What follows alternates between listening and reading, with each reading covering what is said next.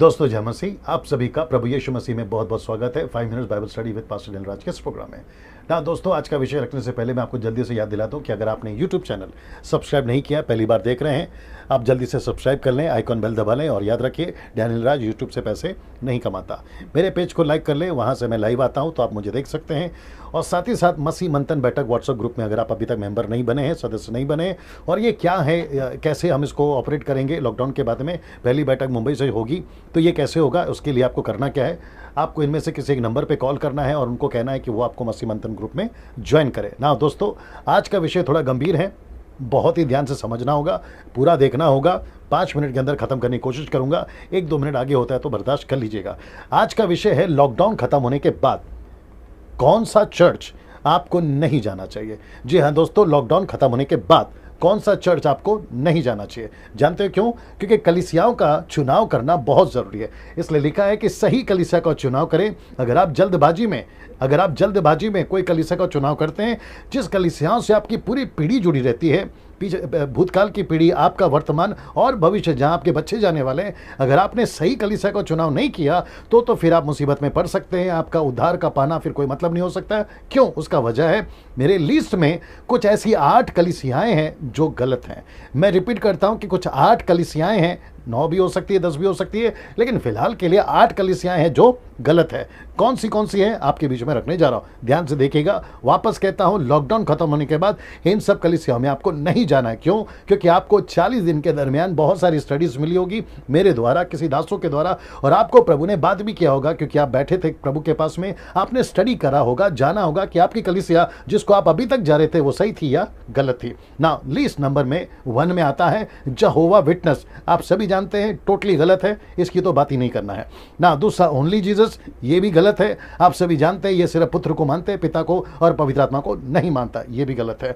तीसरा है सर्वशक्तिमान परमेश्वर की कलीसिया, जो कि एक नई ग्रुप है, चाइना से, कोरिया से ये निकली है, और इनकी भी शिक्षाएं पूरी बाइबल से नहीं है, पूरा विपरीत है, और ये भी गलत है। कल्ट ग्रुप में ये भी आते हैं। चौथा ये है माता यरूशलेम या मदर जेरूशलेम। ये रही वो महिला जो सिखाती है कि स्वर्ग में एक माँ है और उसके द्वारा ही हमारा उद्धार होगा। तो ये ग्रुप भी गलत है। अगर आप इसके मेंबर थे, आप जाते थे, तो आपको जाना बंद करना होगा, क्योंकि आपका उद्धार आप खो सकते हैं। पूरी तरह से गलत है। ये रहा 5वां, जो कि स्टैचू वर्शिपर्स या मूर्ति पूजा, जो कि मरियम की हो, यीशु की हो, या फिर किसी संतों की मूर्ति की पूजा हो। किसी भी मूर्ति पूजा, किसी की भी हो, मनुष्य की भी हो, किसी की भी पूजा आप करते थे, आप ऐसी कलीसियाओं में जाते थे, वो चाहे कोई भी डिनोमिनेशन हो, किसी भी चर्च का नाम हो, आपको वहां पर नहीं जाना है। ये रहा 6वां, ऐसी कलीसियाएं जहां पूरी बाइबल का प्रचार नहीं होता। मतलब ये क्या करते हैं, किसी एक सब्जेक्ट को उठाते हैं, उसी पर प्रचार करते हैं, लेकिन पूरी बाइबल का प्रचार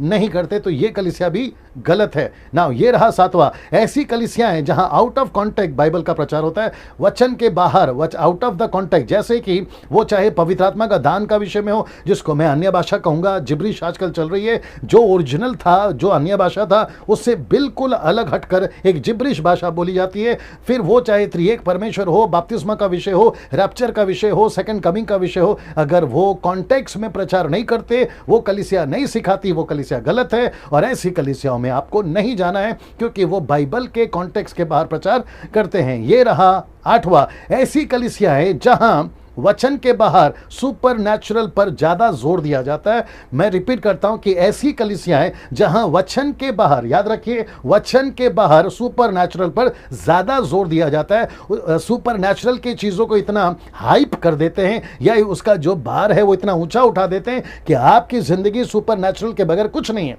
मैं वापस कहता हूं, वचन के बाहर ना, जहां दर्शन देखने की बात करते हैं, जहां स्वप्न दिखाने की बात करते हैं, जहां स्वर्गदूतों की सेवा की मांग करते हैं और कहते हैं कि स्वर्ग जाकर आना है, तो इन सभी को मैं कह रहा हूं कि वचन के बाहर सुपर नेचुरल पर ज्यादा जोर देते हैं। ऐसी कलीसिया हैं जहां कहते हैं दर्शन देखना जरूरी है।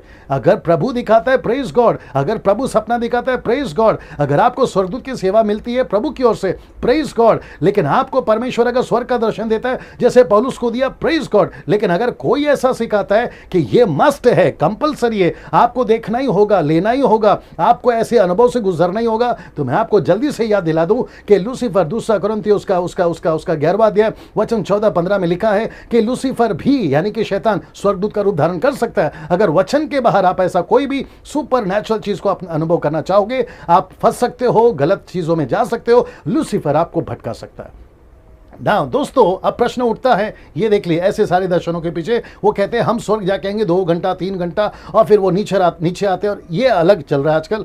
आप बहुत जल्द ये सामने आ जाएगा। ऐसी किसी कलीसिया में आपको नहीं जाना ना। अब अंत में कौन सी कलीसिया सही है, मैं रिपीट करता हूं, कौन सी कलीसिया सही है? प्रेरितों के काम उसका 2 अध्याय वचन 42 से 47, एक्ट चैप्टर 2 वर्स 42 to 47। यहाँ पे टोटल 10 बातें हैं, पूरी 10 बातें हैं। वहां पर शिक्षा होती थी, संगति होती थी, रोटी तोड़ते थे, प्रार्थना करते थे, अद्भुत काम वहां होते थे प्रेरितों के द्वारा जो अन्य जातियों को आकर्षित करती है प्रभु में आने के लिए। 6वां है विश्वास करने वाले इकट्ठा रहते थे। 7वां है जिसकी आवश्यकता होती थी उसको वो बांट दिया करते थे, जिसको समाज सेवा सोशल वर्क कहते हैं। फिर 8वां है परमेश्वर की स्तुति होती थी, बिल्कुल होनी चाहिए, लेकिन पूरा का पूरा जीवन स्तुति आराधना करना नहीं, ये पार्ट ऑफ द मिनिस्ट्री है। 9वां होता था जो उद्धार पाते थे, और 10वां है कलीसिया बढ़ती थी। अगर ऐसा कोई काम चल रहा है दोस्तों, तो मैं चाहता हूं कि ऐसी कलीसिया में आप जरूर जाएं।